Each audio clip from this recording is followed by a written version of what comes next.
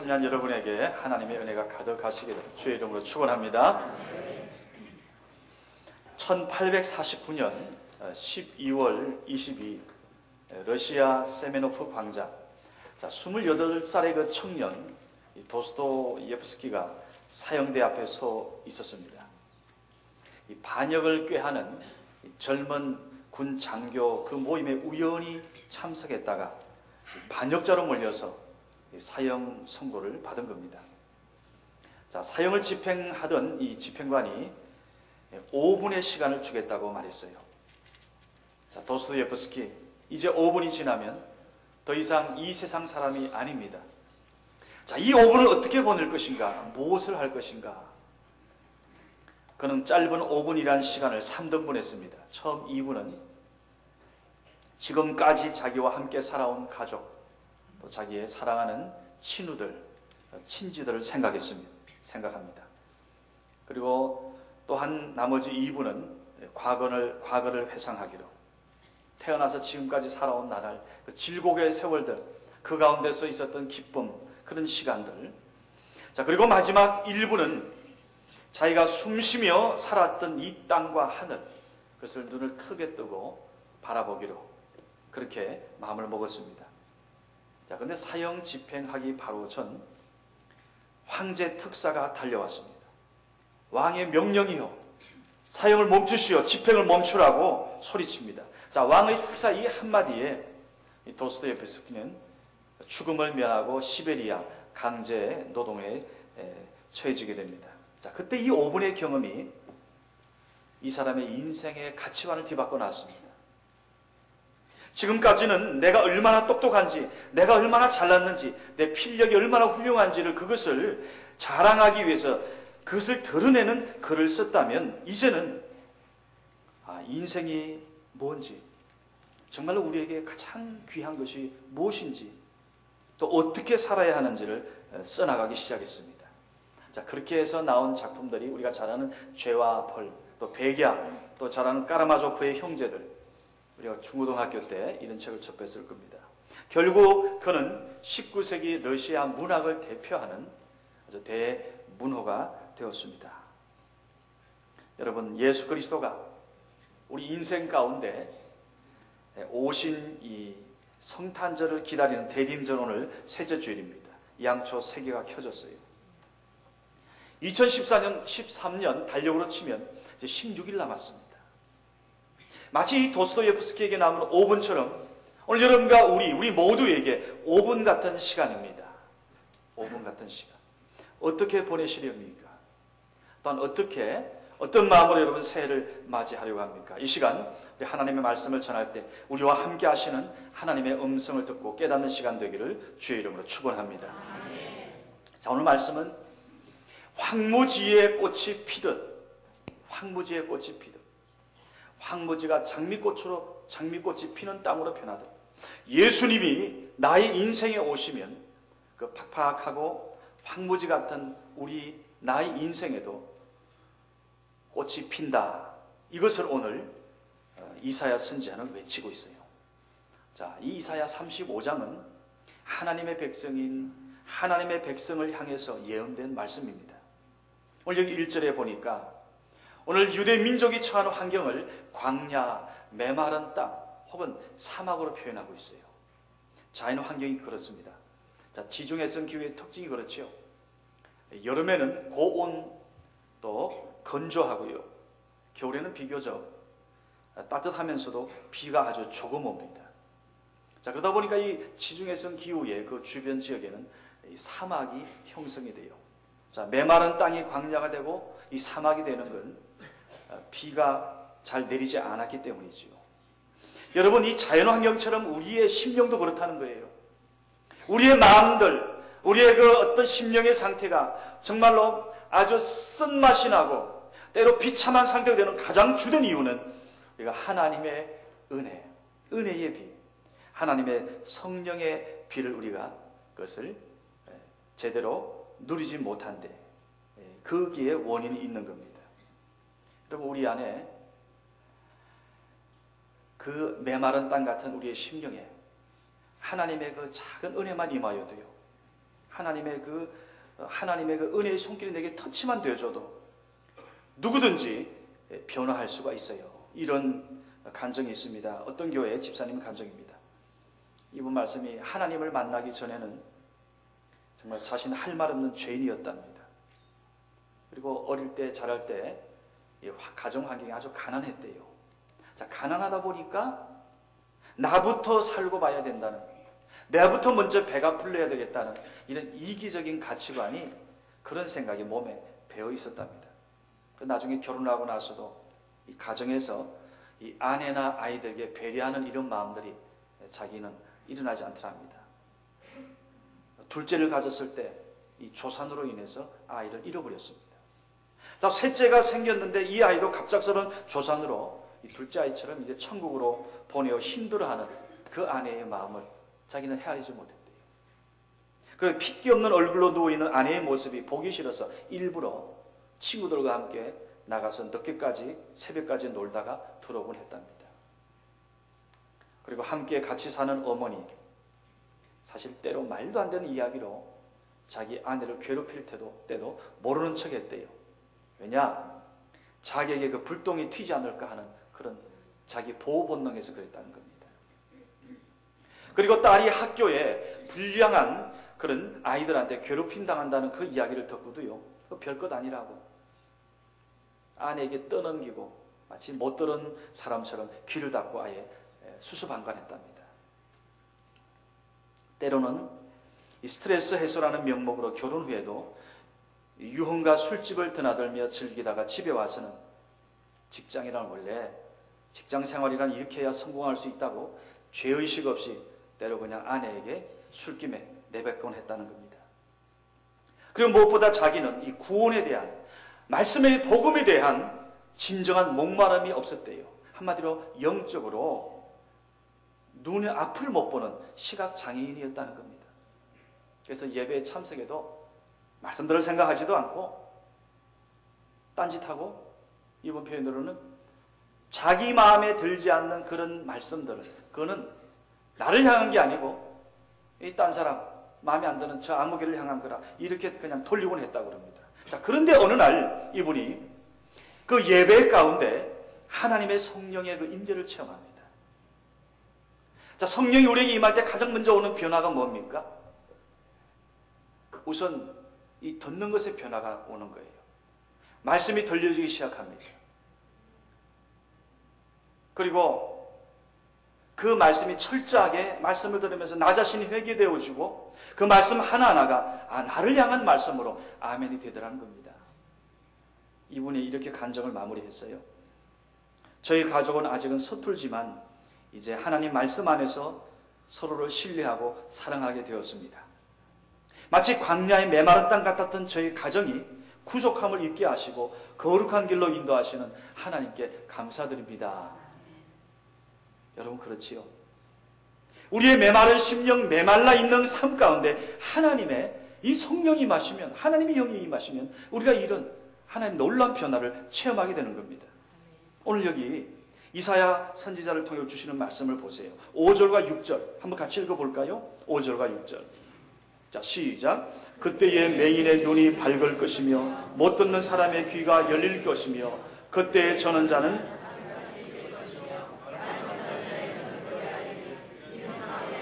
물이 솟겠고 사막에서 시내가 흐를 것이라. 여러분 보니까 심지어 벙어리도 혀가 풀려서 노래하게 되더라. 한번 생각해 보세요. 우리 인생 가운데 예수님이 오시면, 성령을 통해 역사하시면 내가 그동안 보지 못하던 것을 보게 되고 듣지 못한 것을 듣게 되는 거. 오늘 말씀 표현하면 주저앉아 움직이지 못하는 그 심령이 사슴처럼 뛰기도 하고 달리기도 하는 겁니다. 이때부터 보세요. 하나님의 은혜가 우리에게 임하게 되면 조용하던 입술이 오늘 하나님을 찬양할 때에 견딜 수가 없던 겁니다. 오늘 에베네zer 찬양대의 찬양을 보세요. 처음에는 하도 조용해서 아침을 적게 먹었나, 점점 가면서 크리센더 되어가면서 강조 부분에 탁 강조하고, 그 찬양이 사실 우리가 조금은 좀 익숙한 찬양 아닙니까?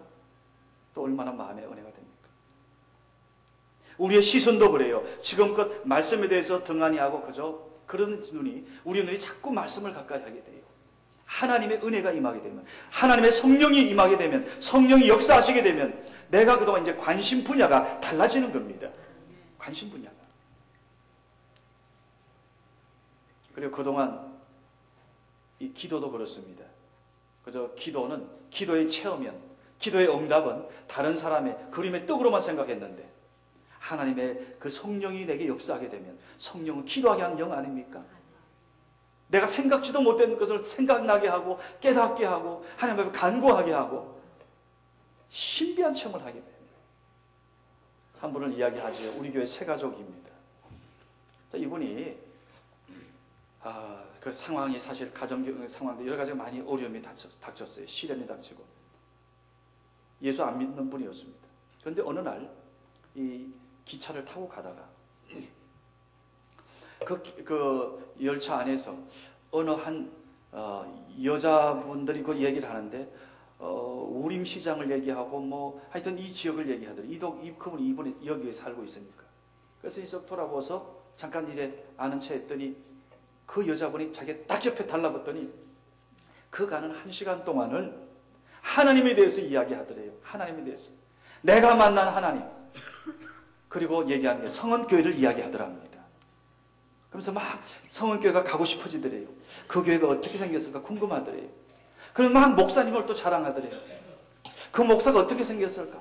그러면 자기 전화번호를 딱 따가더랍니다. 연락하겠다고 해놓고서는 일주일이 지나도 소식이 없더래요. 막 궁금하더래요. 성은교회가 어떻게 생겼을까? 목사님 어떻게 생겼을까? 근데 전화는 오지도 않고 내 번호 따가긴 하고서. 그런데 일주일 지나서 딱 전화가 왔는데 너무너무 반갑더래요. 왜 전화 안 했냐고 그랬더니 깜빡했다고. 그분이 박인순 권사님입니다. 바쁘지요. 박 권사님 얼마나 바쁩니까? 전도하느라고. 이분이 이제 우리 교회 등록을 했어요. 했는데 등록하면서 이분이 보세요. 하나님의 성령이 이분의 가운데 역사하기 시작하는데 내 기억에 처음에 저 맨 뒤에 앉아 있었어요. 저 뒤쪽에. 점점 옵니다. 지금 어디까지 왔는가 하면 요 앞자리까지 왔어요. 오늘 일부 예배 참여합니다. 그리고 지금 성은 전도단도 이분이 이제 전도를 다녀요. 전도 받던 이분이 지금 성은 전도단에 와서 전도를 합니다. 때로는 사랑의 국수팀에도 봉사를 하고요. 그래서 제가 신방을 가서 이제 이 얘기를 들은 겁니다. 그러면서 이분의 간정이래요. 목사님, 제가 예수 믿고 성교회 와서 제가 수지 맞았습니다. 그러면서 하는 이야기가, 목사님, 제가 말씀 듣는 가운데 그 말라기 3장 말씀이 콱 마음에 와 닿더래요. 그래서 그래 나도 11조를 해야 되겠다. 사실 요즘 생활들이 다들 얼마나 빡빡합니까? 근데 마음 딱 11조 하겠다 그러고 탁 11조를 딱 떼어 놓았대요. 그랬더니 마음이 시원해지더라면서. 근데 다음날 연락이 왔대요. 나라에서 그 운영하는 임대 아파트 여기 신청 자격이 되니까 신청하라고. 근데 그 얘기를 딱 듣는 순간 마음에 확신이 오더래요. 그동안 그토록 많이 하고 했지만 안 되고 또 다른 사람들도 그렇게 많이 기다리고 있어서 저 되겠나 했는데 그날 마음에 오는 감동이 이건 되겠다. 신청을 했어요. 될게요? 안 될게요? 그걸 어떻게 알아요? 제가 그 집으로 신방을 갔어요. 갔더니 집이 얼마나 깨끗하고 신혼살림같이 잘 꾸며놨어요. 그리고 벌써 이 예배 신방 받는 자세가 달라요. 이번에 박 목사님도 그 얘기 하지 않습니까? 예배 드릴 때 이 자세를 보면 안다고. 그러면서 이번 얘기가, 목사님, 제가요, 제 동생 가족이 지금 여기 옆에 있는 이름을, 교회 이름 얘기하지 않을게요. 이건 또 인터넷에 들어가니까. 큰 교회라고 있어요. 여기 큰 교회. 막 강북에서 가장 큰 교회로 알려져 있습니다. 그 교회에 동생 부부 집사가 나가는데, 부부인데, 집사인데,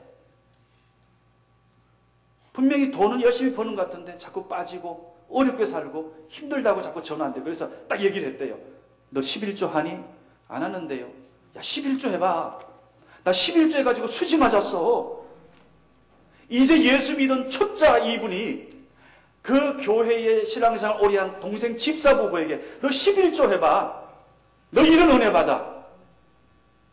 가르친 겁니다. 할렐루야. 이분의 마음이 지금 성령이 역사하는 거예요. 신이 난 거예요. 그 동생 부부가 또 11조 하기 시작한다는 겁니다. 여러분, 바로 이겁니다. 내 인생 가운데 예수님이 오시면, 성령의 강력한 은혜가 임하시면 내가 그동안 보지 못했던 것, 내가 깨닫지 못했던 것, 내가 듣지 못했던 것을 보게 하고 듣게 하고 행하게 하는 겁니다. 하나님의 신비를 경험하는 거지요. 오늘 말씀은 또한 이사야 선지자는 우리에게 장차 하나님의 하나님의 역사 가운데 주님이 이 땅에 다시 재림할 때 오늘 우리가 어떻게 변화될 것인가, 어떤 은혜를 누리게 될 것인가 얘기하고 있습니다. 여러분과 우리 모두는 신령한 몸으로 변화돼요. 그곳엔 더 이상 신체의 장애도 없습니다. 말씀 그대로. 이 세상에서는 앞을 못 보던 시각장애인이 있지만 그날에 가서 눈이 환히 뜨이게 됩니다. 귀머거리 걷던 사람도 귀가 활짝 들려서 더 이상 이렇게 보청기 안 껴도 돼요. 이 세상에서는 분명히 다리를 절고 정말로 그 불편 가운데 살았는데 그곳에서는 다 깨끗하게 치유되어서 다리가 불편한 사람 한 사람도 없음을 믿으시기 바랍니다. 얼마나 좋아요. 얼마나 확실한 소망입니까? 오늘 이런 소망 때문에 사실 오늘 이 이사야 35장은 이제는 많이들 깨끗해졌지만 소록도에 살고 있는 소위 나환자들, 그분 크리스찬들이 제일 좋아하는 말씀이 이사야 35장이랍니다. 애양은 교회, 그들에 관한 이야기입니다. 얼마나 이게 힘들어요. 때로는 콧살이 떨어져 나가서 콧구멍이 보입니다. 심지어 두 손가락 발가락이 뚝뚝 떨어져 나가도 남은 그 손바닥으로 박수치고 하나님을 찬양하는데 혼신의 힘을 다합니다. 이 땅에서는 비록 내가 나병으로 몸이 망가진 것처럼 보이지만 오늘 주님의 이사야 35장을 통해 주시는 이 말씀이 우리가 앞으로 어떻게 내가 몸이 회복될 것인가를 꿈꾸게 만드는 겁니다. 생각만 해도 너무 기뻐서 손꼽아 그날을 기다리면서 힘차게 찬양한다는 거예요. 오늘 우리 가운데 몸이 불편하신 분들이 많이 있습니다. 지금까지 살면서 어떤 분은 하필 내가 왜 이런 고통스러운 이런 중병을 내가 알아야 되나, 가슴 아팠던 분들, 또 여러분 가운데 얼굴에 턱 찍고 바르고 하는데 자꾸 피부가 점점 주름살 생기는, 그냥 거울 볼 때마다 이제 거울 보기 싫다고 하는 분들 있지요. 이해합니다. 저도 시작이 되었으니까. 그런데 오늘 여기 말씀 보니까 우리 주님 만나는 그때에 100% 완전히 회복됩니다. 회복되는 정도가 아니에요. 보니까 조금도 흠이 없는 완전하고, 성경을 보니까 사도 바울은 신령한 몸으로 변화된다 약속하고 있습니다. 난 오늘 여러분 모두 하나님 앞에서 이 신령한 변화를 체험하기를 바랍니다. 사실 2000년 전 예수님께서 이 땅에 오셨을 때 이미 그걸 우리에게 보여줬어요. 하나의 완전한 시청과 교제를 보여준 겁니다. 마태복음 4장 이하에 보게 되면 그런 말씀이 있어요. 많은 모든 병, 각종 병에 걸린 고통당하는 자들, 귀신 들린 자들, 간질 앓는 자들이 중풍병자까지 주님 앞으로 왔어요. 근데 보니까 그들을 다 고치시더라 말씀합니다. 4장에서. 예수님이 가시는 곳마다 그 인생 평생 그야말로 아주 쓴맛 보고 눈물 속에 질곡 속에 살던 그 인생들이 예수를 만나서 온전히 회복되어지고, 심지어 죽은 지 나흘 되어서 썩은 냄새나는, 송장 냄새나는 나사로까지 살린 그 현장, 그래서 바로 오늘 이사야 35장을 재현한 거고 장차 우리 모두에게 주어질 하나님의 영광을 우리에게 계시한 겁니다. 사랑하는 성도 여러분, 저는 믿습니다. 우리가 주님 만나는 그때는 더 이상 유대 땅 이스라엘만이 아니고 이 땅의 모든 하나님의 자녀들, 여러분과 우리 모두가 완전하게 깨끗하게 신령한 몸으로 변화되어 들림받게 됨을 믿으시기 바랍니다.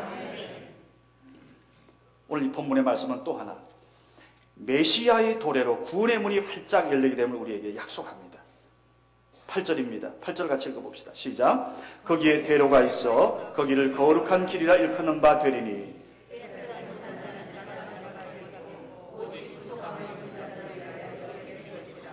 우매한 행위는 그 길로 다니지 못할 것이며. 자, 이제 우리 하나님은 하나님의 백성만이 다시 돌아올 수 있는 거룩한 길을 준비합니다. 자, 2000년 전 우리 주님께서 이 땅에 오셨을 때에는 여러분과 우리를 속량하기 위해서, 우리를 살리시기 위해서 십자가에 못 박혀 죽으시기 위해서 오셨어요. 그러나 장차 이 땅에 다시 오시는 그 주님은 더 이상 가난한 목수의 아들로 초라한 모습으로 오지 않습니다. 만왕의 왕으로 옵니다. 심판의 주로 옵니다. 큰 나팔 소리와 함께 수많은 천사들의 영광 가운데 우리가 다시 보게 될 겁니다. 자, 그렇다면 오늘 이사야가 부린 이 희망의 소망의 노래, 계시의 말씀이 오늘 여러분과 우리 가운데 어떻게 역사하고 있습니까? 오늘 대강절 셋째 주일이라고 그랬어요. 이 대강절이라는 것은 이 땅에 오신 그 주님께서 다시 장차 재림하신 그 예수님을 기다리는 오늘 그 믿음을 확인하고요. 또한 우리의 매일의 삶에서 주님을 만나는 감격과 그 능력으로 살자는 겁니다. 한번 여러분 스스로 마음속으로 한번 잠은 자답해 보시기 바랍니다. 오늘 여러분은 오늘 이 예수 그리스도가 내 인생에 온전히 내 삶을 지금 지배하고 있다고, 주님께서 내 인생을 주장하고 있다고 여러분 그렇게 믿습니까? 아니, 아멘 하지 말고 속으로 대답하시라고. 오늘 그 하나님의 성령이 내 마음속에 역사하셔서 여러분 예배할 때마다 그 말씀이 나의 말씀으로 아멘 되어지고, 기도할 때마다 하나님 앞에 믿음으로 기도되어지고, 여러분 교회 저 주차장들을 밟을 때마다 기쁨과 감격이 사모함이 있습니까? 여러분은 예수 그리스도가 진정 나의 구주요, 더 나아가서 정말 내게 능력 주신 자 내가 모든 걸 할 수 있다고 말씀했는데, 영접하는 자 그 이름을 믿는 자들에게는 하나님의 권세를 주신다고 말씀했는데, 진정 여러분 오늘 여러분의 마음속에 하나님께서 내 인생을 주관하시고 내가 하나님의 자녀로서의 권세를 잘 활용하고 있습니까? 이런 이야기가 있어요. 미국 어느 동네에 한 달에 3불짜리 하는 집에 사는 분이 있었습니다. 제가 예전 미국에서 공부할 때 그때 한 달 렌트비가 얼마인가 하면 처음에 시작해서 이게 900불이었어요. 우리나라 돈 한 100만 원 됐겠죠. 한 달에 100만 원. 그게 이제 나중에 1000불 되고 한 100불까지 올라갔더랬습니다. 나중에.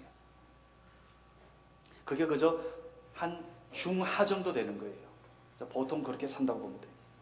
자, 저희가 살던 때 훨씬 이전이니까, 자, 그것을 감안해도 이 3불 하는 집에 산다는 것 얼마나 어렵고 비참한 환경인가를 짐작하시지요. 자, 이 사람은 혼자 살면서 동네에 재활용 물품을 주워다가 그것을 다시 팔아 생계를 유지했더랬습니다.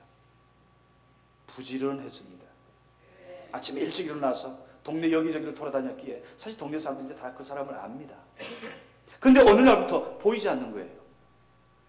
다들 염려가 돼가지고 수소문해서 그 집을 찾아갔더니 그 사람은 숨져 있었습니다. 숨진 지 벌써 여러 날 되었어요. 경찰이 사인을 조사했더니 영양실조였대요. 영양실조. 여러분, 먹고 마실 것이 넘쳐나는 미국 땅 그곳에서 이런 일이 벌어지니 이게 충격을 받은 거예요. 더 놀라운 것은 그 다음입니다. 그 사람이 허리에 차고 있는 그 자루 벨트를 풀어보니까 거기에서 엄청난 현금이 나왔어요. 기가 막힌 일이죠. 그 돈 가운데 몇 불만 썼어도 그 돈 가지고 맥도날드 비롯한 그런 데 가서 배를 채웠어도 죽지 않았을 겁니다. 이 사람은 가진 것을 사용할 줄은 몰랐던 거예요. 오늘 우리 가운데 이런 사람도 혹시 없습니까? 하나님의 자녀가 되었는데 하나님의 자녀로서의 권세를 활용할 수 있는 그런 능력을 하나님이 주었는데 그 창고에 예수님의 권세라는 현금은 쌓아두고 정작 본인 자신은 영적 영양실조에 시달리고 있는 건 아니냐고요. 내가 무슨 권세를 가지고 있는 것도 모르고 우리를 끌고 다니는 사탄에게 속아서 말씀 속에 있는 그 많은 축복, 능력도 그래서 남의 이야기로 사실 그게 자기 건데 그림의 떡으로 살고 있지는 않습니까? 하나님의 이런 은혜를 스스로 막아버리니까 세상에서 힘겹게 메마른 땅에 인생을 살게 되는 겁니다. 제가 잘 아는 어떤 지인입니다. 중환병에 걸렸어요. 큰 병에 걸렸어요. 그동안 여러 면에서 고생 정말 많이 했고 정말로 신실하게 살고자 힘쓰고 애쓰는 분입니다.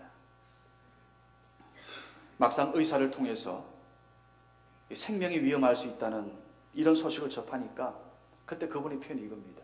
마치 시베리아 벌판에 혼자 서 있는 것 같더랍니다. 시베리아 벌판에 아무리 둘러봐도 가족도 내 사랑하는 사람도 그 어느 내 부모님조차도 나를 붙잡아 줄 수 있는, 나를 구하여 줄 수 있는 사람으로 보여지지 않더라는 거예요. 여러분, 이런 때 무엇이 위로가 되고 누가 힘이 되겠습니까? 바람 부는 벌판에 혼자 있는 것처럼 외롭고 무섭고 깜깜하더라는 거예요. 깜깜하더라는 거예요. 여러분, 이때가 바로 주님을 만나야 할 때인 줄로 믿습니다. 이분이 거기서 지금까지와는 다른 하나님을 만났어요.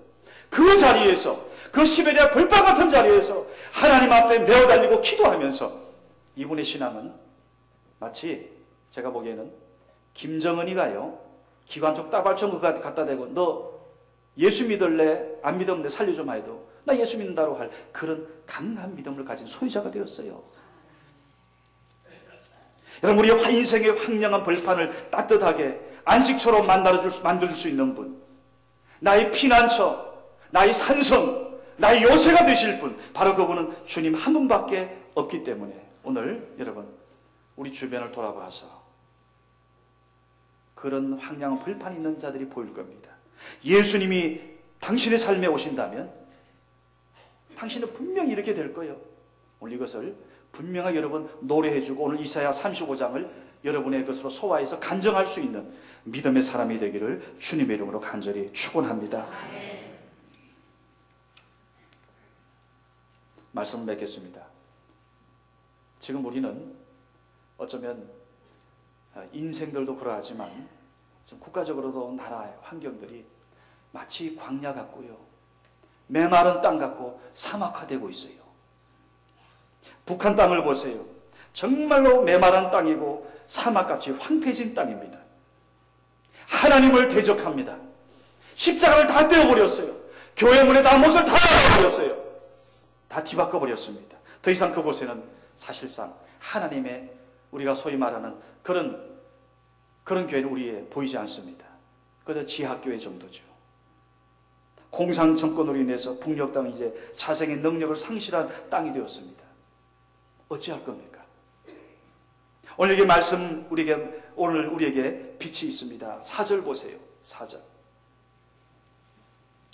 3, 4절. 너희는 약한 손을 강하게 하며 떨리는 무릎을 굳게 하며 겁내는 자들에게 이르기를 굳세어라, 두려워하지 말라. 보라. 같이 합니다. 시작. 너희 하나님이 오사 보복하시며 갚아주실 것이라. 하나님이 오사 너희를 구하시리라 하라. 아멘. 여러분, 그러기에 우리는 하나님께서 저 북녘 땅을 회복시키시고 구원하여 주시기를 기도해야 됩니다. 왜냐? 하나님만이 북녘 땅을 살리시는 히든 카드이기 때문이에요. 이제는 우리가 이렇게 좀 기도해야 될 것 같아요. 하나님이 손 좀 봐주십시오.